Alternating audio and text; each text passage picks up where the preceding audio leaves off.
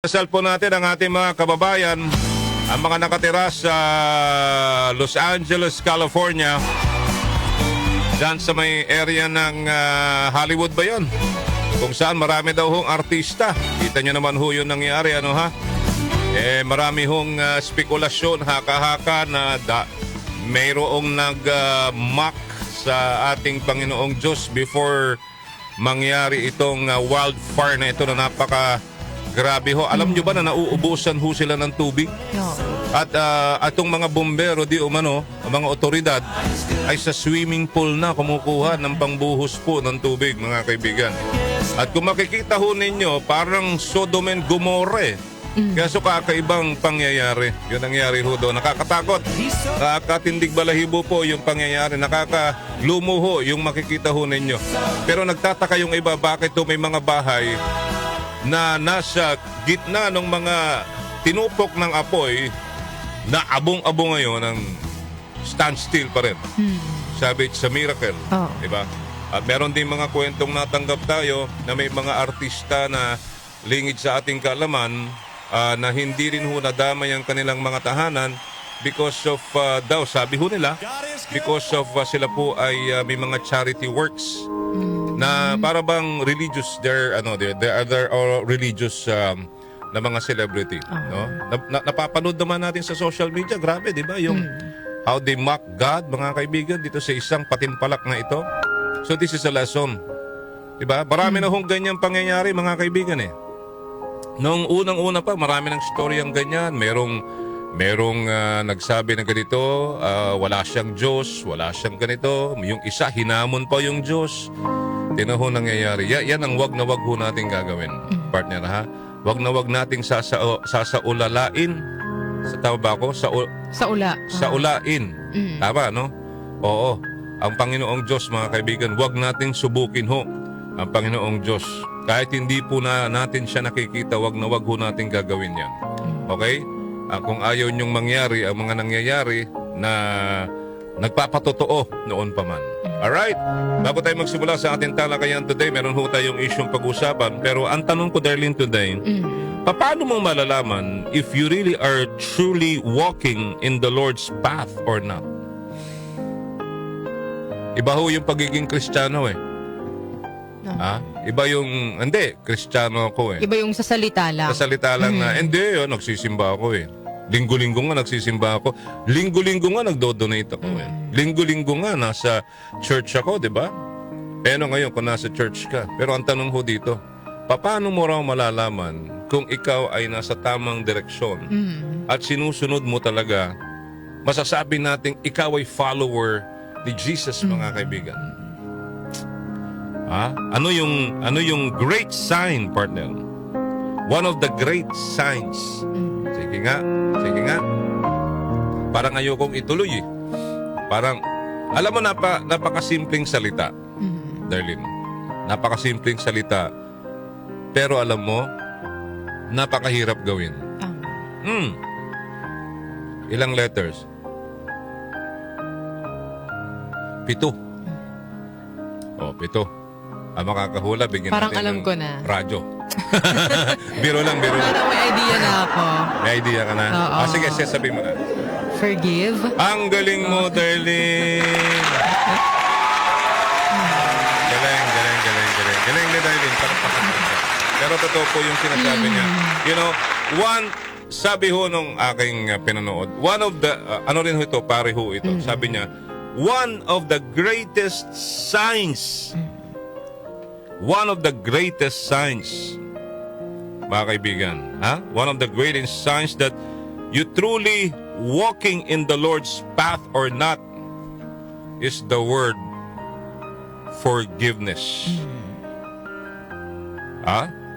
The word forgiveness, mga kaibigan. Greatest ever, forgiveness.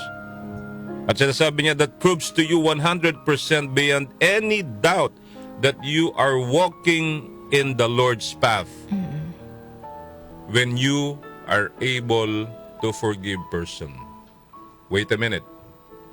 Hindi lang sinasabing forgive, partner. Kasi most of us, ang sinasabi nating mga tao, yes, Sinusunod ko ang utos ng Diyos na magpatawad ako. But I don't forget. Parang sabi niya, I can forgive, but I cannot forget. Wrong. You're not in the Lord's path. Mali yun. Ang sinasabi pong forgive po dito, nagpatawad ka, kinalimutan mo. Diba? Kalimutan mo, kahit gaano pa katindi yung ginawa ho sa yung pagkakasala ng tao, the pain in your life, sabi nga po, na nagawa ho ng taong yon, binakstab ka, siniraan ka, winalanghiya ka, tinapak-tapakan pa, sinaktan ka ng todo-todo, he betrayed you, backstabbing you, partner, that person denied you, kumbaga parang impyerno ang binigay niya sa iyo, partner. Ha? 'Di ba? Pero you are able to forgive. Na wala kang iniwan, partner. Bato-bato sa langit ang tamay, huwag magagalit, tao po tayo, no? Pero yun po yung punto dun eh. Na nikatiting, partner, nung pinatawad mo siya sa nagawa niyang pagkakamali sa iyo, ay totally nabura. Alright? Kumbaga, hindi ho totoo yung ano eh. Yung kaya ko magpatawad, pero hindi ko makakalimutan. Hindi ako nakakalimot. Wala ho tayo doon. Hindi ho natin sinusunod ang Diyos noon. Ang Panginoong Jesus, useless po, mga kaibigan. Oo. If you really are a child of God, at sinusundan mo ang yapak ni Jesus, kaya nga lagi ko sinasabi dito sa ating programa, don't be just a Christian, mga kaibigan. Be Christ. Follow Christ. Not follow the tradition, not follow what the rule of the church. Going to church is just a part of being a Christian. Okay? Pagpasok mo sa simbahan, ano bang gagawin mo? 'Di ba? Makikinig ka lang, di sasabihin mo, Kristiyano ako, nagsimba ako. You see? Mga kanyusik? 'Di ba?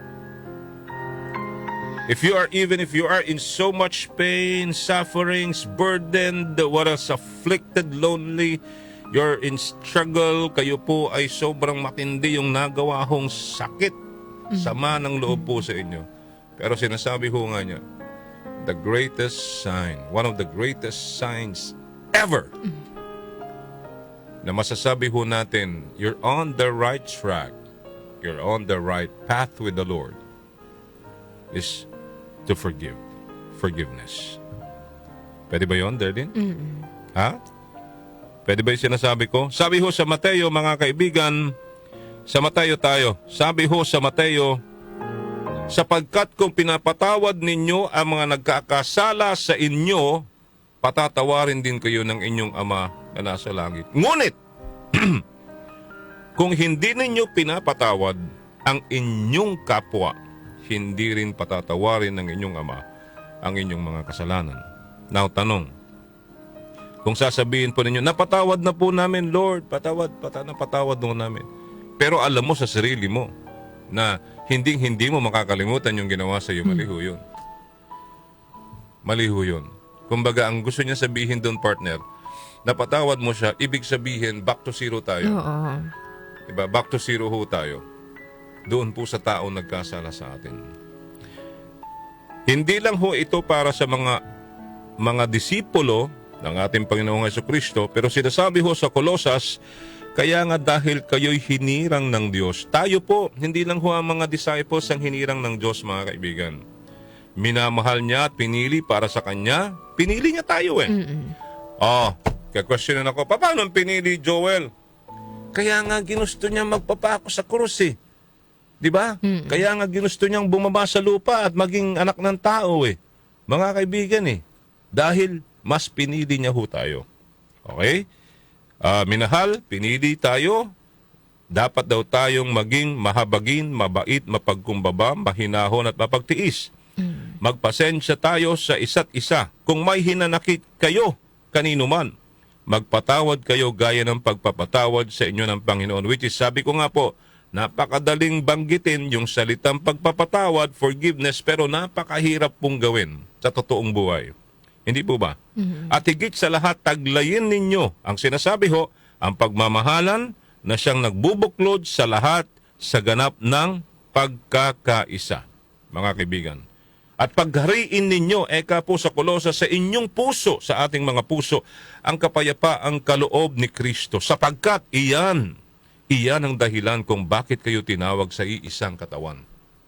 Hindi lang mga disipulo, even tayo partner, iisang katawan kay Kristo po tayo. Tayong mga Katoliko, di ba? Every time that we have to attend the Mass, every time that we receive the communion sa atin pong misa, nakikiisa tayo kay Kristo. Diba? We're one with Jesus, mga kaibigan. Okay?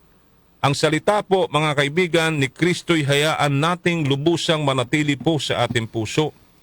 Turuan ninyo, partner, at paalalahanan ng isa't isa ng may buong karunungan. Buong puso kayong umawit ng mga salmo, mga himno, at mga awiting pang-espiritual ng may pagpapasalamat po sa Panginoong Diyos. At anuman ang inyong gagawin po o sasabihin, gawin ninyong lahat sa pangalan ng Panginoong Hesus at sa pamamagitan niya ay magpapasalamat kayo o magpasalamat kayo sa Diyos Ama. Napakagandang pambungad ngayong Lunes ng umaga, partner, dahil alam mo yan ang kulang sa atin. Yan ang nawawala ho sa atin, mga kaibigan. Ang galit, grabe. Ang galit po sa ating puso. Marunong ho tayo magpatawad. Diba? At kalimutan na natin yung forgive, yung forgive pero I cannot forget. No. Mali ho yun. If you forgive, you should forget. Not just for yourself and not just for that person. But because of Christ you're doing it. Because you love God above all. At gusto mong sundin ang utos ng Panginoon at sundan ang yapak ng Panginoong Jesucristo. So tandaan na, one of the greatest signs ever that we walk the path of Jesus, mga kaibigan, sa buhay po natin ito, is to forgive. Forgive from the heart.